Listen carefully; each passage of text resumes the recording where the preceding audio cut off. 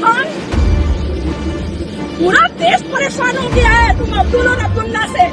Indigo में कोई और जातिकरण नहीं मिल रहा है फ्लाइट के लिए।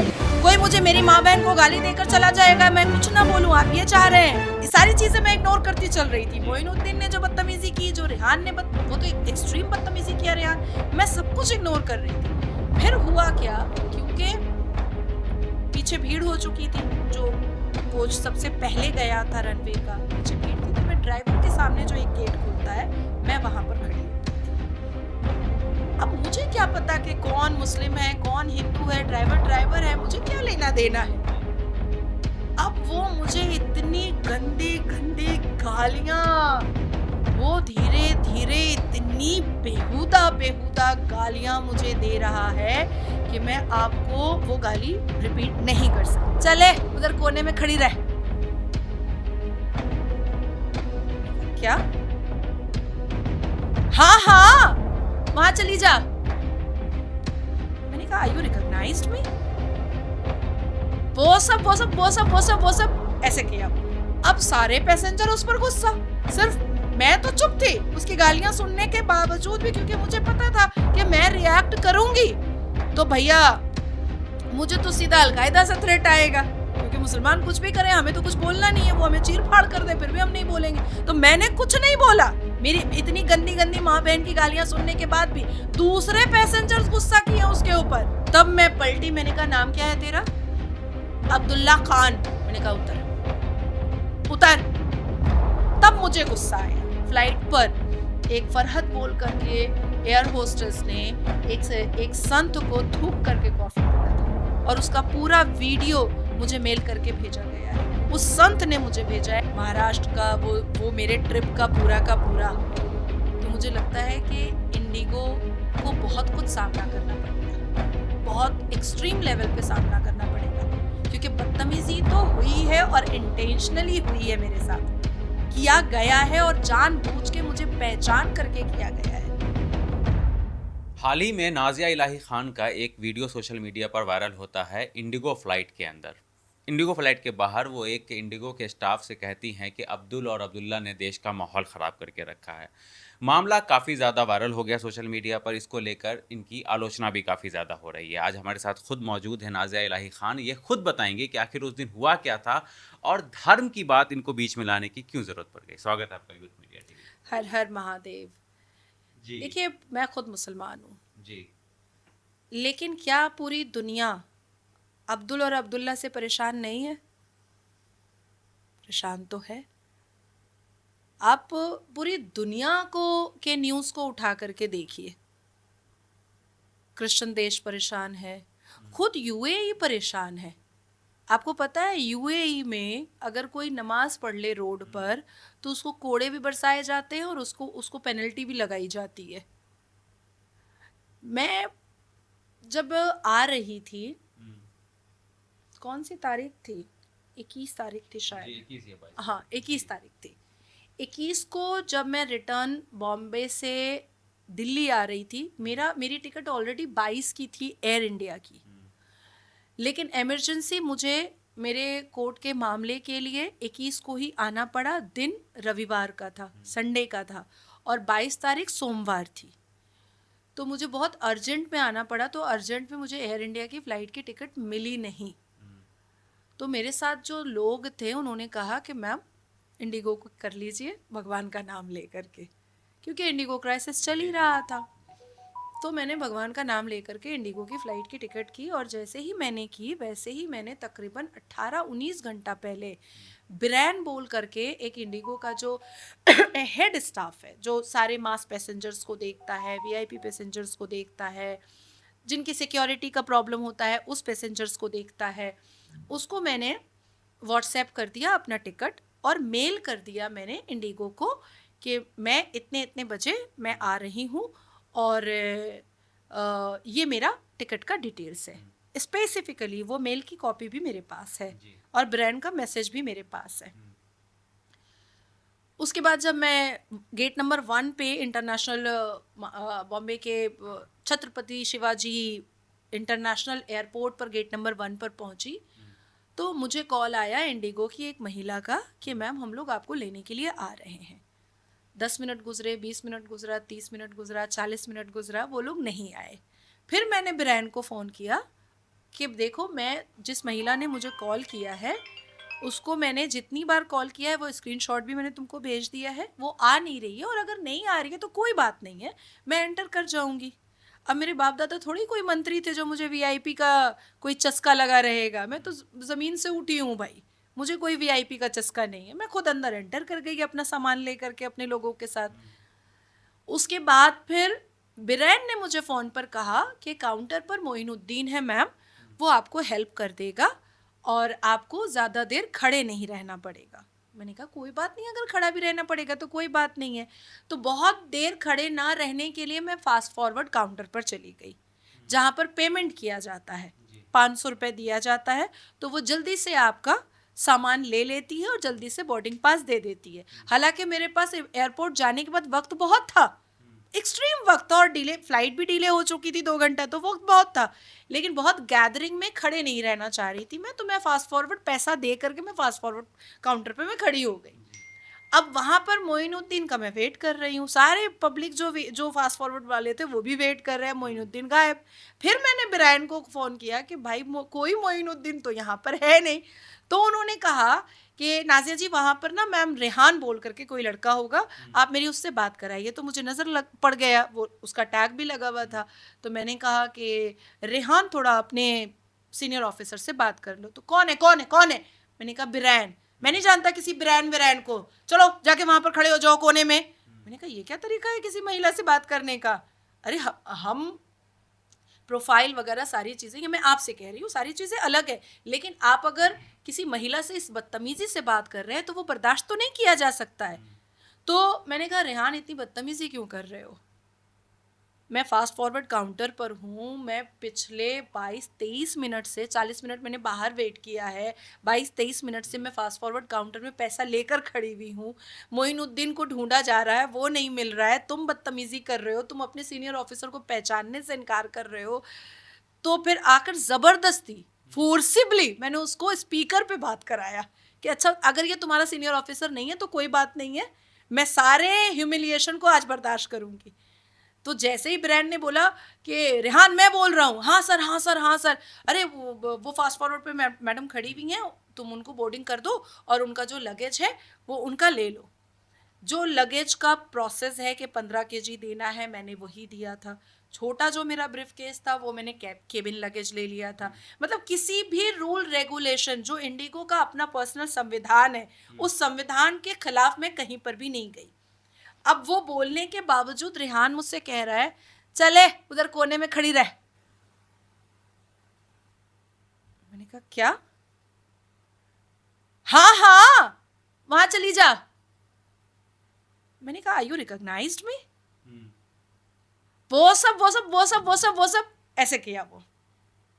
उसके बाद फिर वो घूम करके मेरे ही सामने से वो घूम करके एक हिजाब में महिलाएं थी उनके पास गया, उनका पासपोर्ट चेक कर रहा है, उनका पूरा ब्रीफ केस में स्टिकर लगा रहा है, उनके ब्रीफ केस को इधर उधर करके मतलब सिर्फ मुझे ह्यूमिलिएट करने के लिए वो सब कुछ कर रहा था।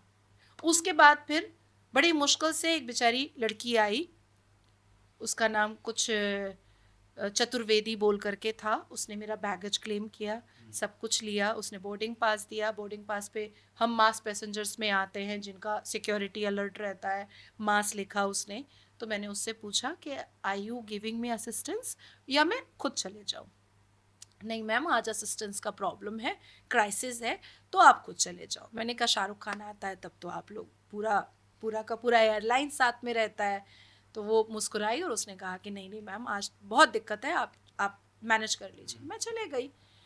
अब उसके बाद फिर हम, क्योंकि 2 घंटा फ्लाइट डिले थी, तो हम इधर उधर कभी रेस्टोरेंट में, कभी स्टारबक्स में, कभी CCD में हमने टाइम निकाला, कुछ थोड़ी बहुत शॉपिंग कर ली।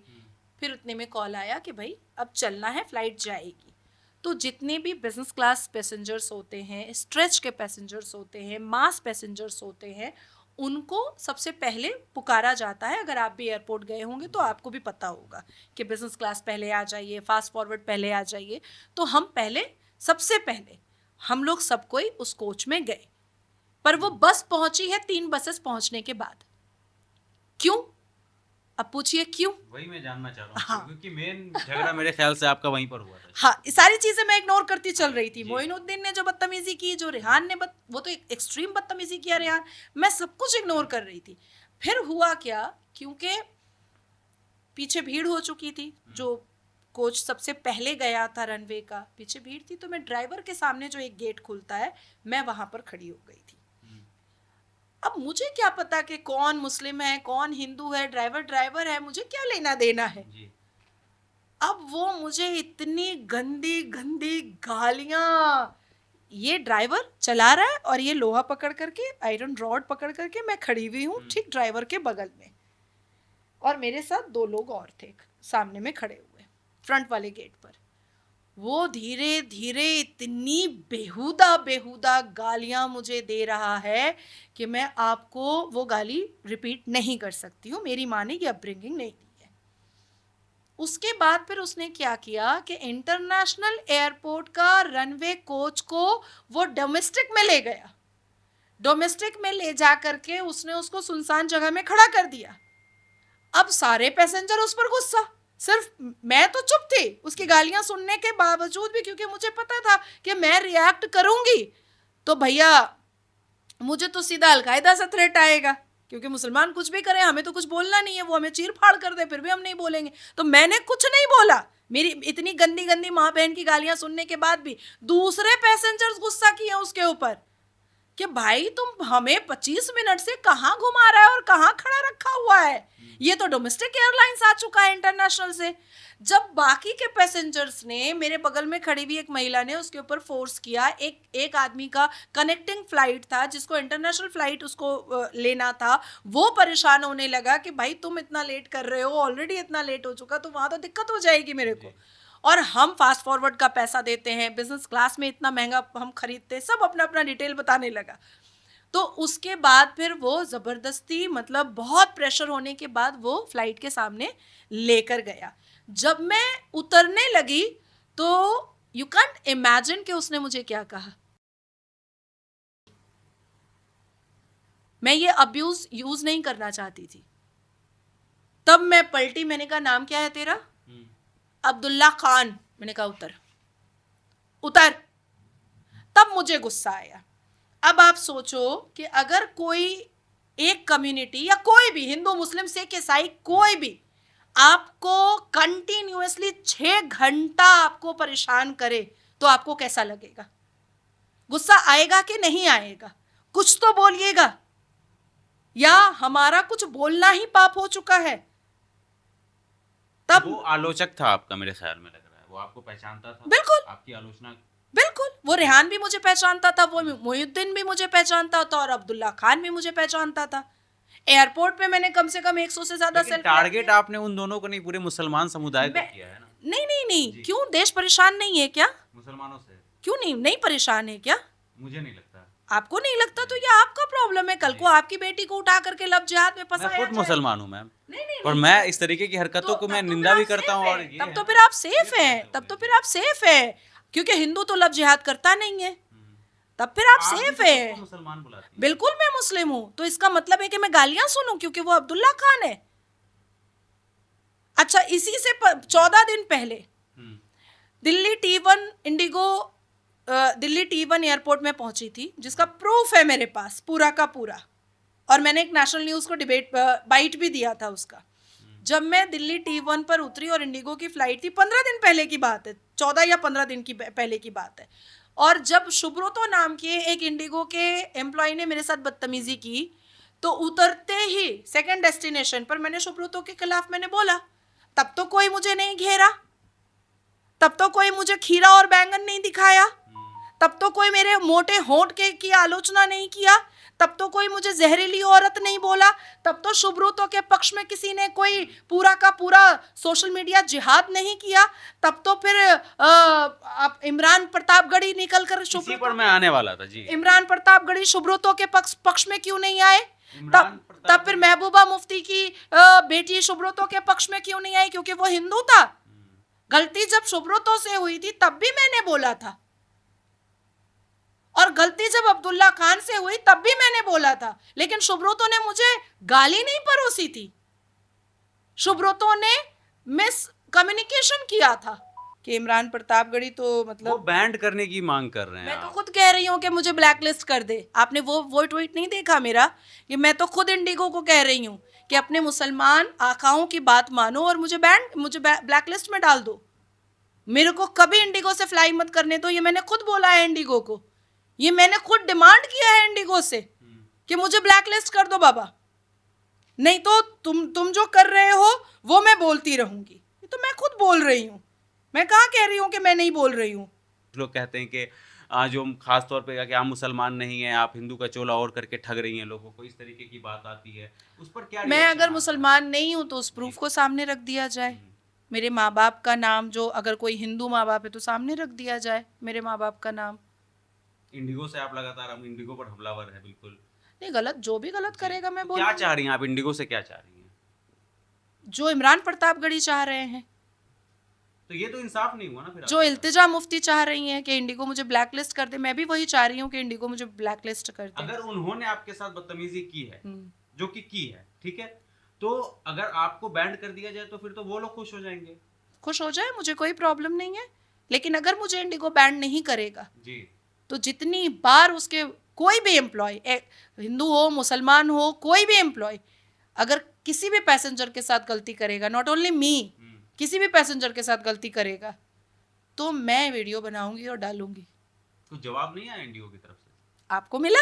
नहीं, मतलब इसलिए मुझे लगा कि पर्सनली कॉल आया होगा। आप लोग बिल्कुल बड़े नहीं। चेहरे हैं। एक भी इंडिगो ने ऐसी चुप्पी साधी है, क्योंकि इंडिगो को पता है कि मैंने हर एक चीज रिकॉर्ड किया है। ये इंडिगो को पता है। आज अगर सीसीटीवी फुटेज निकाल लिया जाए जी। महाराष्ट्र का, वो मेरे ट्रिप का पूरा, तो मुझे लगता है कि इंडिगो को बहुत कुछ सामना करना पड़ेगा, बहुत एक्सट्रीम लेवल पे सामना करना पड़ेगा, क्योंकि बदतमीजी तो हुई है और इंटेंशनली हुई है, मेरे साथ किया गया है और जानबूझ के मुझे पहचान करके किया गया है। एयरपोर्ट पर ऐसा कभी नहीं होता है। नहीं होता है, बहुत कम होता बहुत है, लोगों लेकिन- के साथ होता है। जी। नहीं, ऐसा बिल्कुल नहीं है। नहीं, क्योंकि वहाँ पर इंडिगो security में ज्यादा रहती है ना। नहीं, इंडिगो में आप सोचिए प्रियंका चोपड़ा की बहन, उसके साथ भी किया गया था। मनारा चोपड़ा, मनारा, उसके साथ भी किया गया था। इंडिगो के खिलाफ एक लौती मैं नहीं बोल रही हूँ, बहुत लोगों ने बोला है, बहुत हजारों लाखों करोड़ों लोगों ने बोला हुआ है। मुझे पर्सनल मेल तो कम से कम 2 लाख आए हैं कि मैम आप कुछ तो रिएक्शन, तो कुछ तो स्टेप ले ही लो, लीगल स्टेप। सब अपने अपने बारे में बता रहे हैं। लाखों लाख मेरे पास मेल आए हैं कि मैम इंडिगो ने ये किया, इंडिगो ने वो किया। कैन यू इमेजिन, फ्लाइट पर एक फरहत बोल करके एयर होस्टेस ने एक संत को थूक करके कॉफ़ी दिया था, और उसका पूरा वीडियो मुझे मेल करके भेजा गया है। उस संत ने मुझे भेजा है, और वो भी वीडियो पीछे एकदम बाथरूम के पास वाले सीट पर किसी बेचारे बच्चे ने बना करके दिया कि फरहत जो एयर होस्टेस है इंडिगो की, वो ये कर रही है क्योंकि संत को वो कॉफ़ी देनी थी, साधु को वो कॉफ़ी देनी थी। अब ये उस वक्त तो फ्लाइट में मैं भी नहीं, मैं थी भी नहीं, मुझे पता भी नहीं है, मुझे कल पता चला है। मुझे ऐसा लगता है किसी की गलतियों को ढकने से बेटर होता है कि आप गलती को सुधरवाइए। अगर आप किसी बड़े पद पर हैं, आप किसी बड़े प्रोफाइल पर है, आपकी बात को अगर कोई कम्युनिटी सुनती है तो आपको सुधार लाना चाहिए, ना कि आप उसको और प्रोवोक करें कि तुम सही कर रहे हो। ये बहुत गलत है। इमरान प्रतापगढ़ी ने आपको लग रहा है प्रोवोक कर रहे हैं वो, और उन लोगों को सपोर्ट कर रहे हैं? ऑब्वियसली, जिस तरीके से उन्होंने जो ट्वीट में लिखा है जी। वो अब्दुल्ला खान जैसी मानसिकता के लोगों को, जो आज छोटी छोटी गलतियां कर रहा है, वो उनको प्रोवोक कर रहे हैं कि तुम बड़ी गलती कर लो। ये प्रोवोक करना हुआ। जब बच्चा पहली बार मुंह से कोई गाली निकालता है ना, और जब उसी वक्त माँ थप्पड़ मुंह पे लगा देती है ना, तो वो समझ जाता है कि ये बुरी चीज़ है, हमें ये नहीं गाली देनी चाहिए। लेकिन जब बच्चा मुंह से गाली निकालता है और माँ बाप हंस देते हैं तो बच्चा समझ जाता है कि हम दे सकते हैं। समझ रहे हैं आप? तो लीगल एक्शन लेंगी आप या नहीं लेंगी? मैं आपको या क्यों आप बताऊं? सोच रही हैं? नहीं, मैं आपको क्यों लोग बताऊं? जानना चाह रहे हैं। मैं नहीं, मैंने जो जी। करना था वो मैंने कर दिया है ऑलरेडी। मतलब हम लोगों को पता चल जाएगा। बिल्कुल पता चलेगा और बहुत अच्छे तरीके से पता चलेगा। मैंने क्या डेफेमेशन नोटिस सुब्रतो को नहीं भेजा था? बिल्कुल भेजा था, एकदम भेजा था मैंने डेफेमेशन नोटिस। वो सुब्रतो है और वो बदतमीजी करेगा तो क्या मैं उसको छोड़ दूंगी? नहीं। लेकिन सुब्रतो ने गालियां नहीं परोसी थी मुझे। एक मिसकम्युनिकेशन हुआ था और उसके बाद वो अग्री नहीं कर रहा था उस मिसकम्युनिकेशन को, पर उसको समझ में आ गई बात। उसके पक्ष में ना आप आए, ना कोई और आया, ना कोई गाली आई, ना कोई गलोज आया, ना कोई थ्रेट आया, ना कोई वॉइस रिकॉर्डिंग आई। आपने गालियां सुनी ना? बिल्कुल सुनिए। अच्छा लगा आपको सुन करके? तो ये जो मुसलमान कर रहा है आपके हिसाब से सही होगा? गलत है। तो अब्दुल्ला खान ने जो वो भी गलत है। तो इमरान प्रतापगढ़ी को किसको डांटना चाहिए था? अगर आपके साथ ऐसा हुआ है, मैं वहां पर मौजूद नहीं था, लेकिन अगर आपके साथ वैसा हुआ आप है तो वहाँ पर- किसी को भी उनको सपोर्ट करने की जगह उनको नौकरी से उसी टाइम निकाल देना चाहिए था। नहीं, जी। आपको पता है नहीं है? अभी क्या हो रहा है ना कि सब क्योंकि मीडिया, सोशल मीडिया पे आधा वीडियो है जो वो ज्यादा फैल रहा है 20 ना। सेकंड का ही वीडियो हाँ, डाला जी। है। मैंने तो जी। 20 सेकंड का ही वीडियो डाला है, पर आपको पता है कि वो कितना बड़ा वीडियो है? वो 1 घंटा 48 मिनट का वीडियो मेरे पास है। And this is the reason कि इंडिगो एक शब्द नहीं बोल रहा है, क्योंकि इंडिगो को पता है कि मेरे पास क्या है। 1 घंटा 48 मिनट का वीडियो है मेरे पास। इंडिगो वालों सुन लो। नहीं, इंडिगो को इंडिगो पता को है, पता है। उनको पता है कि हर बदतमीजी की रिकॉर्डिंग मेरे पास है। कि जब पूरा मैटर लीगली सामने आएगा तब इल्तिजा मुफ्ती और इमरान प्रतापगढ़ी इस बारे में मीडिया से फिर बात नहीं करेंगे, बूम हटा करके हट जाएंगे। ये मैं जानती हूँ। चलिए ठीक है, बहुत शुक्रिया।